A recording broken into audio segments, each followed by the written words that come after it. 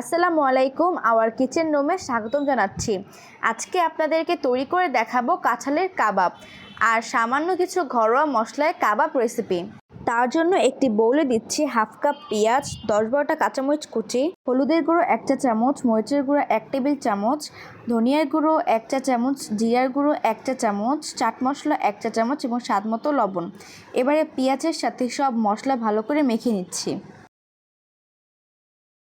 এবারে 1 টেবিল চামচ দিয়ে দিচ্ছি আদা রসুন বাটা, এটাকেও পেঁয়াজের সাথে মেখে নিচ্ছি। ফ্রোজেন করা কাঁঠাল দিয়ে দিচ্ছি। এবারে দিচ্ছি 1 কাপ মসুরের ডাল বাটা, দিচ্ছি 1/3 কাপ বেসন এবং 2 টেবিল চামচ চালের গুঁড়ো। বেসন দিয়েছি কারণ কাবাবটা একটু স্টিকি হবে এবং চালের গুঁড়ো দিয়েছি একটু ক্রিস্পি হওয়ার জন্য। এবারে ফ্রোজেন করা ধনিয়া পাতা কুচি দিয়ে দিচ্ছি। সব উপকরণ এবার একসাথে ভালো করে মেখে নিব। একটি ডিম দিয়ে দিচ্ছি। ডিমটি অপশনাল, আপনারা চাইলে দিতেও পারেন, নাও দিতে পারেন। ডিমটি দিলে একটু খেতে স্বাদও বাড়ে। চুলায় একটি প্যান বসিয়ে তেল দিয়ে কাবাবগুলো ভেজে নিচ্ছি।